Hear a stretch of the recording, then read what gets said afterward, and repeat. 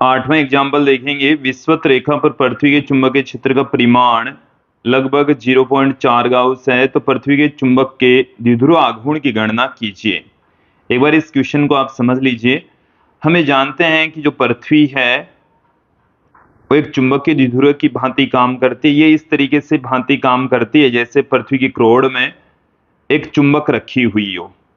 तो पृथ्वी की चुंबकीय अक्ष तथा पृथ्वी की घूर्णन अक्ष के बीच में 11 डिग्री के समथिंग का एंगल होता है। ये कुछ एंगल पर एक दूसरे से झुके हुए होते हैं। तो पृथ्वी की यदि मैं बात करूं यहाँ पर विषुवत रेखा की, तो विषुवत रेखा पर पृथ्वी की चुंबकीय निरक्ष होगी। तो वहां पर चुंबकीय क्षेत्र क्या होगा?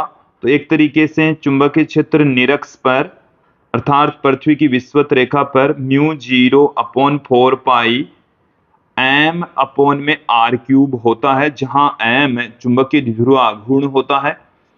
तो यहां से हमें इस स्मॉल m की वैल्यू ही ज्ञात करनी है। तो देखिए b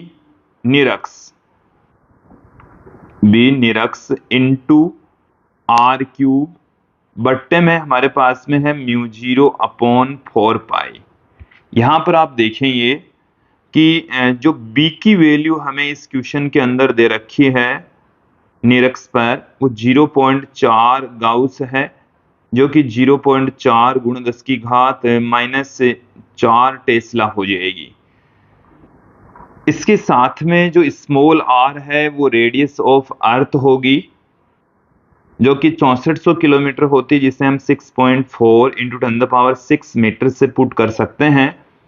और बाकी की सब वैल्यू हम जानते ही हैं। यहाँ पर वैल्यू पुट कर देते हैं। b निरक्ष की जो वैल्यू है 0.4 × 10⁻⁴, r की जो वैल्यू है वो है 6.4 × 10⁻⁶,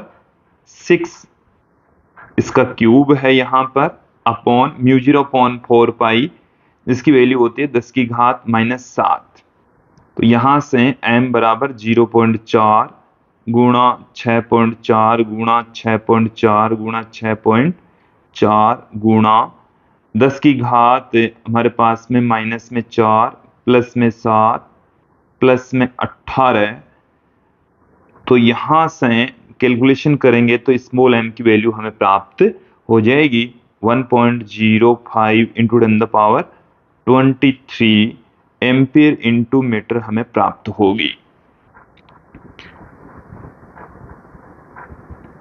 तो ये हमने कैलकुलेशन करके निकाला है। और यदि आप वैसे प्रायोगिक रूप से देखें तो इसकी जो वैल्यू होती है वो 0.8 इंटू m का प्रायोगिक मान होता है 0.8 × 10⁻23 एम्पियर इंटू मीटर स्क्वायर। ये जो मान है वो प्रायोगिक मान है, जबकि हमारे पास में जो कैलकुलेशन से थ्योरेटिकल जो मान आया उसके लगभग नजदीक ही है। दोनों वैल्यू लगभग सेम सी है। अगले एग्जांपल की ओर बढ़ते हैं।